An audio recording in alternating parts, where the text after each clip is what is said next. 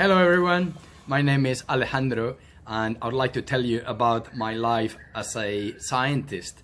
As you know, we have this coronavirus hanging around and it is a good time to learn how our body defends itself against nasties like that one. And that's exactly my job, and I like to show you what a day in my life looks like.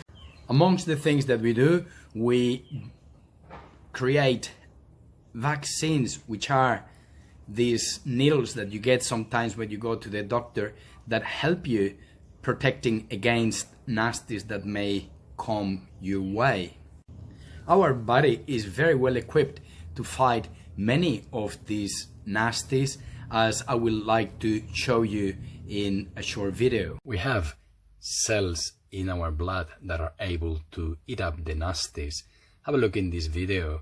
This green bacteria, a nasty, it's eaten up by this cell from the blood.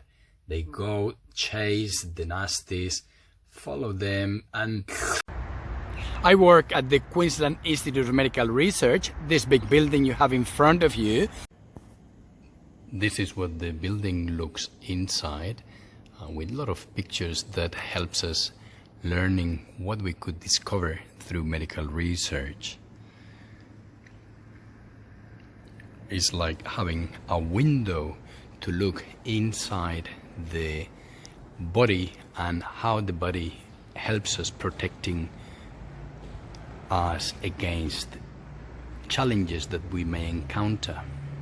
Cells that we use to fight all the infections look a little bit like this. They have these tools, these green tools that help us killing away viruses and other nasties that may challenge us. So we also have an office where we come and do our homeworks as you do at home. I'm very privileged to have a window that shows me the city, and it's a good way to refresh and look out. And we come into the lab and need to gear up, need to protect ourselves, so we use a lab coat and we're ready to go. We come to the bench and then we need to protect our hands too.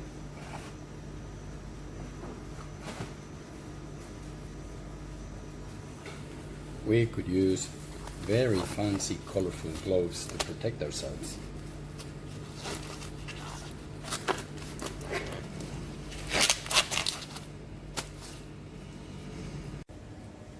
Sometimes we get to work with liquids that we need to take from small containers. So have a look at this, for example. We have a very bright blue color liquid in here that we're taking a very small amount, 30 microliters, that we could place in here. You might be seeing it well from your screen. And we could do things like mixing them with other colors. So let's have a look and see what happens when we have this yellow color liquid. We mix it with this very small amount of the blue. What do you think would happen?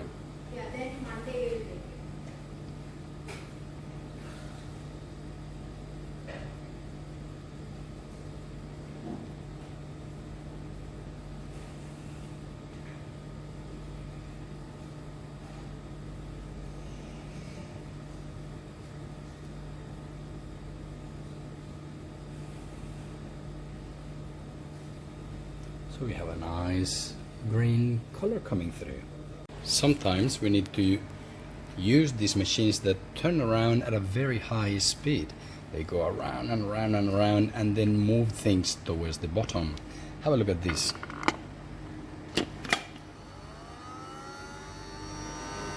Might have been enough now. We'll just stop it. I'll have a look how it was done, so we could bring things down very quickly if we want to. Sometimes we need to let cells grow and put them in a cozy, nice, warm place, and they live in these flasks. So I'll show you a little later how they live in this flask. So we coming now to the room where the cells live.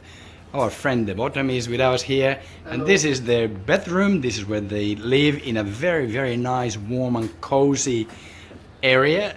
37 degrees, so it's very much like very hot summer day. And these are the flasks I told you before, the little bottles where they live. The bottom is showing us this liquid. Tell us what they are. So these are human cells, and they are kept nicely in this warm bed where they are actually grown.